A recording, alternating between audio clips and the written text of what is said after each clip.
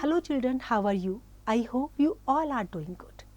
Children, now we will read lesson 18, the blue carbuncle. The blue carbuncle is the name of the precious blue stone. The following extract is adapted from a Sherlock Holmes mystery, The Adventure of the Blue Carbuncle by Sir Arthur Conan Doyle. The story begins when the narrator, Dr. Watson, visits his good friend and detective Sherlock Holmes. The detective's famous approach that uses logic and deduction comes into play when he tries to solve the crime. जो ये following extract है ये कहाँ से adopt किया गया है? Sherlock Holmes की जो मिस्ट्री है the adventure of the blue carbuncle, जिसको सर आर्थर कैनन डॉयल ने लिखा है, वहाँ से इसको लिया गया है. जो ये स्टोरी है ये कहाँ पर शुरू होती है? जब narrator doctor Watson visits his good friend and detective Sherlock Holmes. Sherlock Holmes कौन है? डिटेक्टिव हैं और उनके दोस्त भी हैं, तो उनके पास वो जाते हैं. The detectives famous approach that uses logic and deduction comes into play when he tries to solve the crime. अब जब वो उस क्राइम को सॉल्व करने के लिए अपनी डिटेक्टिव अप्रोच यूज़ करते हैं तो उनके जो डिडक्शंस हैं वो उनके थ्रू से जो है वो उसको पकड़ लेते हैं. I called on my friend Sherlock Holmes on the second morning after Christmas. He was sitting on the sofa in a brown dressing gown, holding a pipe with a pile of crumpled morning papers at hand. Besides the couch was a wooden chair. On the back of the chair hung a dirty, worn-hard felt hat. A lens and forceps lay upon the seat of the chair. Obviously, Holmes had hung the hat over the chair in order to examine it. Obviously means clearly. अब narrator यहाँ पे क्या कह रहे हैं कि after the second morning of Christmas he called his friend Sherlock Holmes. अब Sherlock होम उस समय क्या कर रहे थे? सोफा में जो ब्राउन ड्रेसिंग गाउन है उसमें बैठे हुए थे वो, और उनके हाथ में एक पाइप था. He was also having a pile of crumpled morning papers. इसके अलावा वहाँ पर काउच के अलावा एक वुडन चेयर थी और on the back of the chair there was a dirty, worn, hard-felt hat. Dirty सी गंदी सी एक हार्ड हैट भी थी. लेंस एंड फॉरसेप्स भी वहाँ सीट में थे चेयर की. एंड ये बिल्कुल क्लियर था कि होम्स ने उस हैट को कुछ एग्जामिन करने के लिए उस चेयर के ऊपर लटकाया हुआ था. Perhaps I interrupt you, I said. Interrupt करना, जब हम किसी थॉट में या किसी काम में बिजी हो तो हम जाकर के उसके काम में रुकावट डाल देते हैं. तो उसने क्या बोला कि शायद मैंने आपके काम में रुकावट डाल दी है, तो इंटरप्शन के लिए मैं सॉरी कहता हूँ. Not at all, I am glad to have a friend with whom I can discuss my results, said Sherlock. The matter is an ordinary one, he continued, but there are some points of interest in it. I seated myself in his armchair and warmed my hands before his crackling fire. अब उन्होंने कहा नहीं कोई बात नहीं, in fact मैं चाह ही रहा था, मुझे खुशी है कि मैं अपने किसी दोस्त के साथ जो रिजल्ट्स होंगे उनको डिस्कस कर पाऊँगा. जो मैटर है वो बिल्कुल ऑर्डिनरी है, लेकिन फिर भी इसमें कुछ पॉइंट्स हैं जिसमें हम इंटरेस्ट ले सकते हैं. तो मैं जो है उनकी बगल वाली जो आर्म चेयर थी उसमें बैठ गया और मैंने जो वहाँ की आग में अपने हाथ गर्म करने के लिए मैं उसके बगल में बैठ गया और अपने जो मेरे हाथ थे उनको मैं गरम करने लगा. Although it looks very ordinary, a deadly story or crime must be linked to it, I guessed. No, no crime, laughed Sherlock Holmes. Let me tell you how the hat came here. It was 4 o'clock on Christmas morning, and Peterson, the commissioner, was walking home. A tallest man carrying a fat goose was walking ahead of him on the road. As he reached the end of the street, a little knot of rough men attacked the man with the goose. अब वो क्या कहते हैं कि ऐसा लगता है कि शायद कुछ इस स्टोरी के साथ कोई क्राइम भी लिंक्ड है, तो उन्होंने कहा नहीं नहीं क्राइम नहीं है। तो जब उन्होंने ऐसा कहा तो वो हंसने लगे। तो मुझे इसके बारे में तुम्हें कुछ बता लेने दो कि ये कैट जो हैट है वो यहाँ पर कैसे आई। अब वो क्या बताते हैं कि 4 बजे का टाइम था क्रिसमस मॉर्निंग का। पीटरसन जो कमिश्नर हैं वो जो है he was walking to home, और एक टॉल सा मैन था जिसके हाथ में फैट गूस थी। जैसे ही वो वहाँ पर स्ट्रीट के एंड में पहुंचा, एक कुछ रफ मेंस थे जिन्होंने उस पर अटैक कर दिया।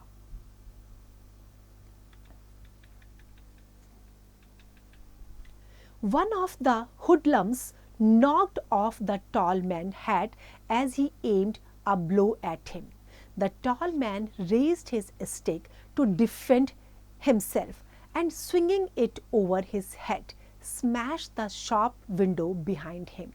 Peterson rushed forward to protect the victim, but the man frightened. Frightened means डर जाना. Protect करना means save करना. By Peterson's uniform, took to his heel. The roughs also ran away as Peterson approached. So Peterson was left with the fat goose and the battered hat, and the tall man left behind.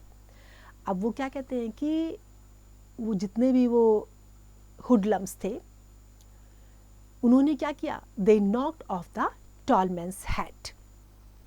Then the tall man raised his stick to defend himself. अपने आप को बचाने के चक्कर में उसने अपनी जो स्टिक थी उसको हवा में स्विंग करना शुरू कर दिया, और उसकी वजह से क्या हुआ, it smash the shop window behind him. अब जब पीटरसन उसकी तरफ उसको प्रोटेक्ट करने के लिए आया विक्टिम को, तो वो पीटरसन की यूनिफॉर्म को देख करके डर गया था. The roughs also ran away as Peterson approached, and so Peterson was left with fat goose and the battered hat. Peterson wanted to give the goose back to the owner but faced quite a problem.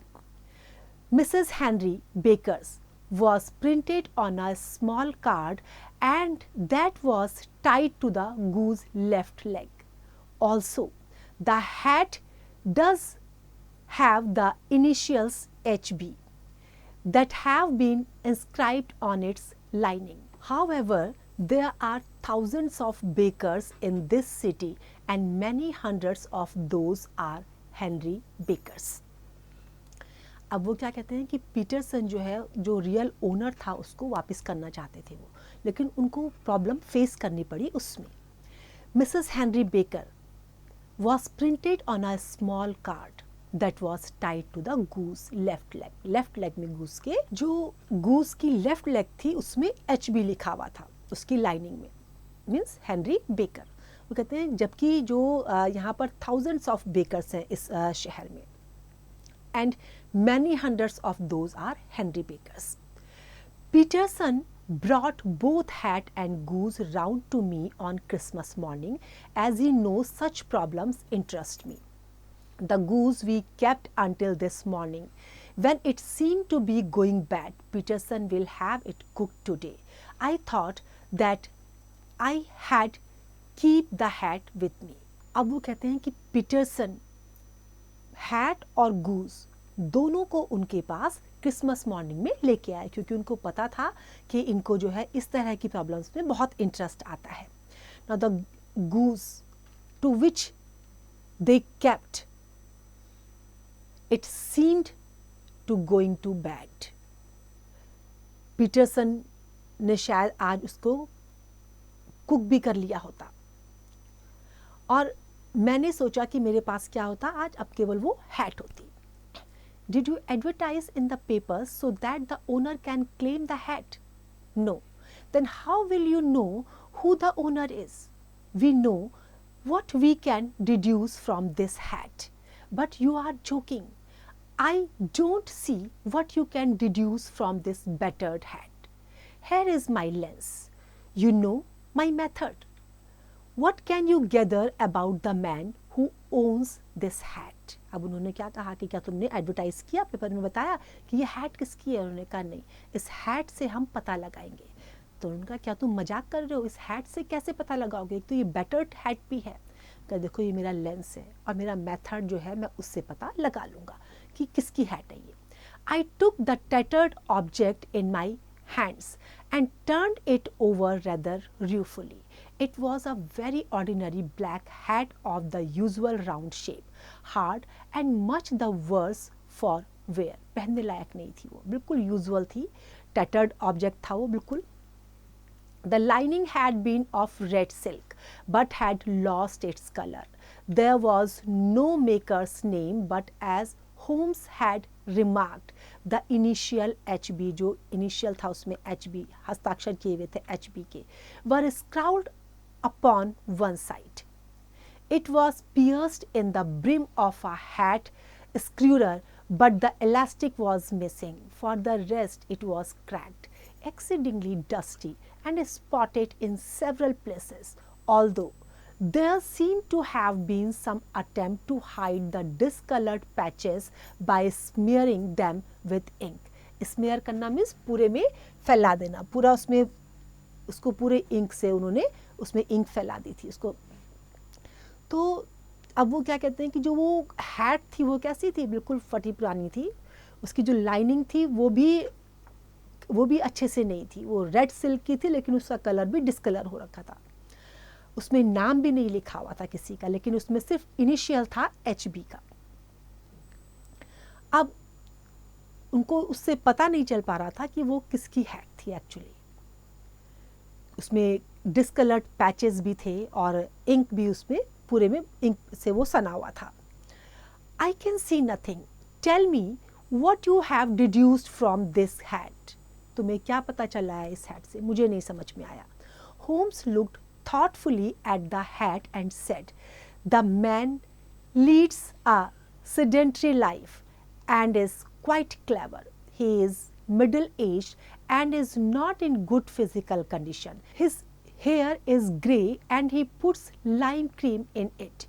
He was rich but is now no longer so. अब उन्होंने इसको carefully examine करके क्या बताया कि ये जो man है ये सिडेंट्री लाइफ जीता है। सिडेंट्री लाइफ कैसी होती है, जिसमें कोई एक्शन ना हो, बिना मूवमेंट के, मतलब डल लाइफ है बिल्कुल। और कैसा है, बहुत चालाक है। He is middle aged and is not in good physical condition. उसके जो बाल हैं वो कैसे हैं, ग्रे कलर के हैं और वो उसमें क्या लगाता है, he puts lime cream in it. Rich है लेकिन अब वो रिच नहीं है, रिच था लेकिन अब वो रिच नहीं है। Holmes had a few other such details about the man. I was astounded. Astounded means surprise हो जाना, क्योंकि कुछ और information भी उनके पास उस आदमी के बारे में थी।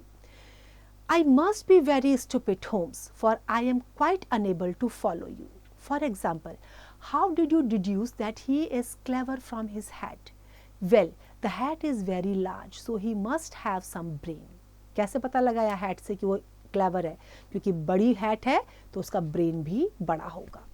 How do you know he has grey hair and uses lime cream? There is some fine grey hair on the lining of the hat, therefore his hair must be grey. There is a fine whiff of lime from the hat and so he must use lime cream. अब पता कैसे लगाया, उसमें उसका एक बाल था जिस पर उसकी लाइम क्रीम की खुशबू आ रही थी, तो उसको क्या लगा था कि ये जरूर उसको यूज़ करता है। Holmes had a logical explanation for each of his deductions. जो भी उसने पता लगाया था, जो भी उसकी डिडक्शंस थी, उसके लॉजिकल एक्सप्लेनेशन उसके पास थे। While Sherlock Holmes and I were talking, Peterson rushed into the room.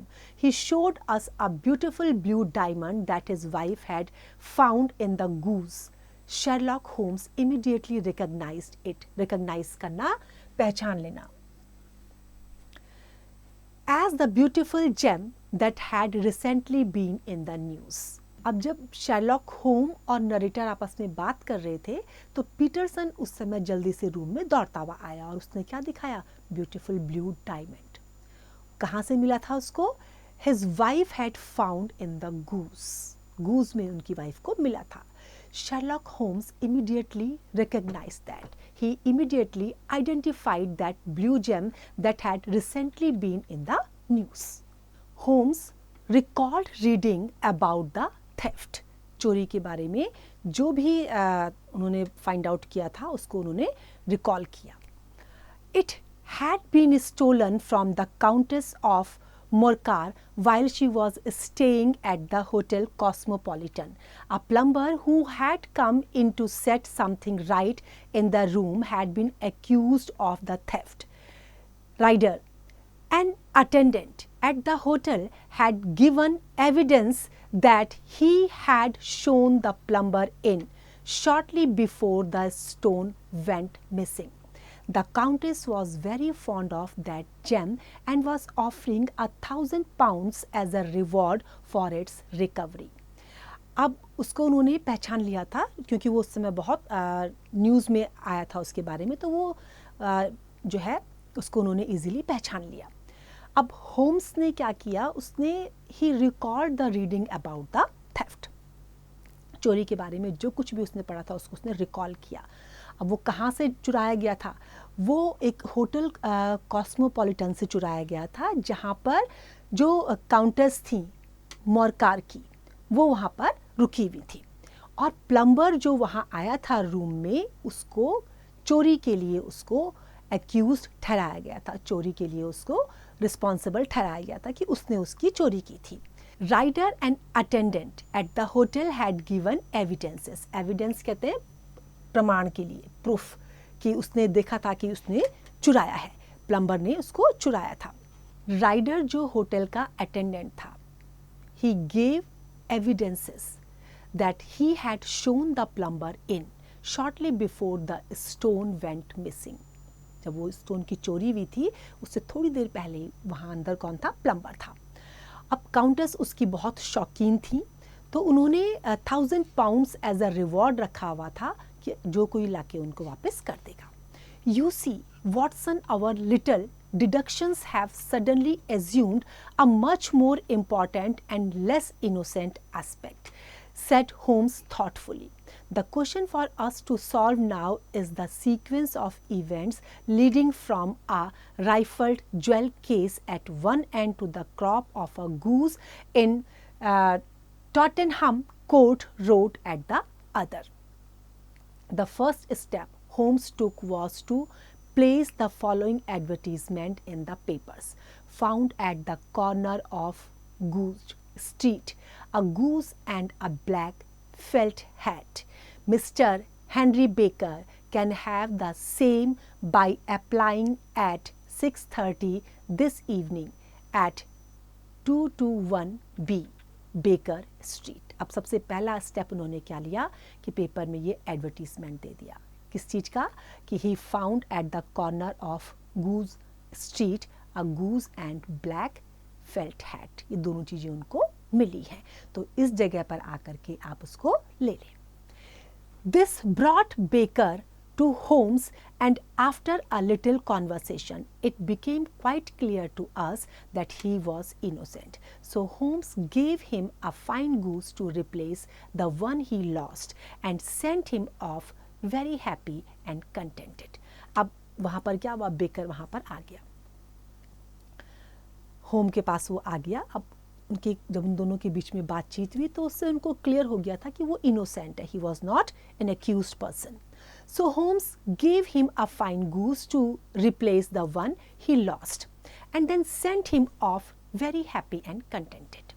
The next step was to trace the seller of the goose.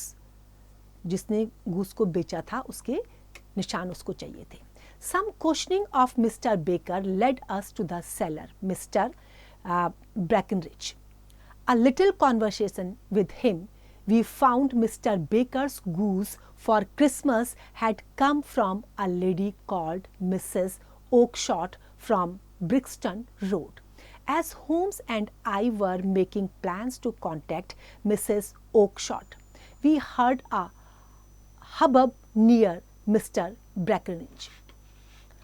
The goose seller was shaking his fist at the little rat-faced man who was winning that the goose was his. अब जो next step था उनको, जो seller था उसके निशान उनको उसके बारे में पता करना था और उसको ट्रेस करना था उनको.